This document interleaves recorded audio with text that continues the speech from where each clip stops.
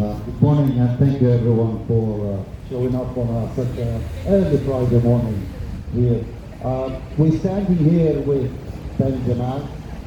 We're standing here as we've been standing together shoulder by shoulder for the last 15 months, marching on the streets of London, the streets of the UK, the streets of the entire world, marching in a very, very peaceful voice, in a very peaceful manner, asking for a simple thing, asking for a ceasefire and for the United Kingdom government to stop arming Israel.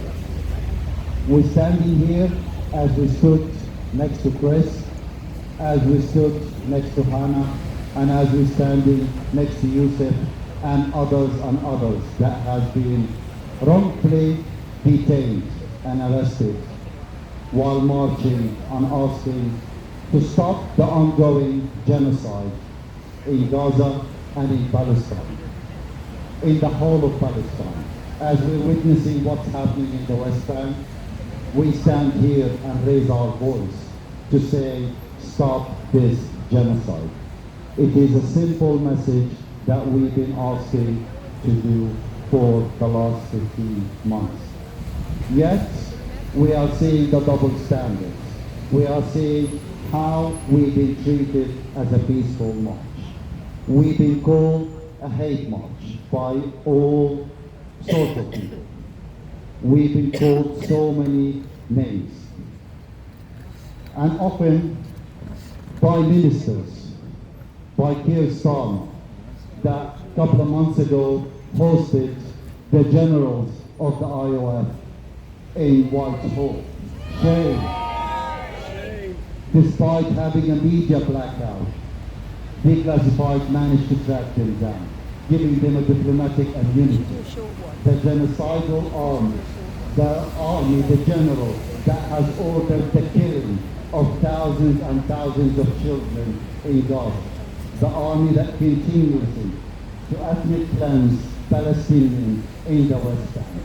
More than 45,000 Palestinians in the camps of Jenin and Tulkarem have been forced out of their homes in the last 30 days, and nothing being talked about. Nothing in the media. The bias from the BBC, from all mainstream media, that is shameful that we cannot raise our voice as a peaceful demonstration, nothing being covered by the Sky, by the BBC. No one will come and ask us, how do you feel as Palestinians?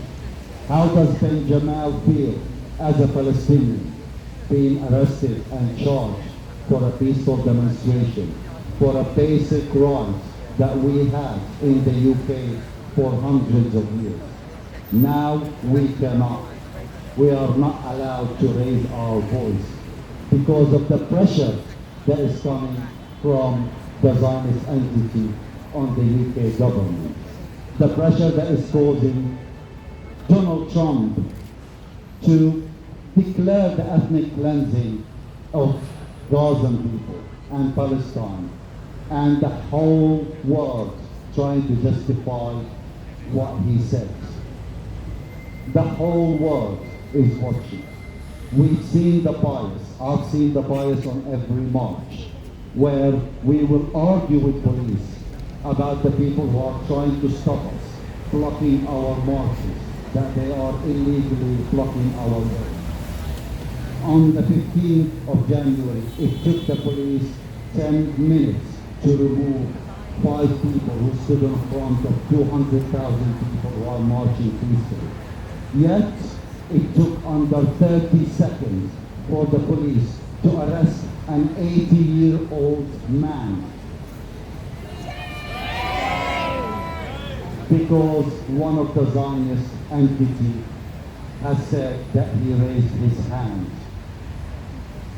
It took them under 30 seconds, and I am witness to these 2 arrests, of an elderly lady who was walking with a poster. 30 seconds, while it took us 10 minutes to try to convince them to remove the illegal standing in our way marching. This is the bias that we are seeing from the police. I nearly got arrested a few times, even us standing there as head stewards, trying to support the police, to keep the peace on the streets. Myself and two of my colleagues were threatened with arrest on the 15th of January in the last March, purely for standing there under the accuse you're not meant to be a static. You should be marching all the time. This is what we need to stand for. And we are here to stand with Ben, and we'll always stand for our right to raise our voice. This is the freedom of speech that the UK grants all its citizens, regardless of our ethnicity. So we'll be on the streets, hand in hand, as a coalition, as Palestinian, as British, from all ethnicity, all creed, all color, saying free Palestine, freedom of speech for all in the UK. Thank you.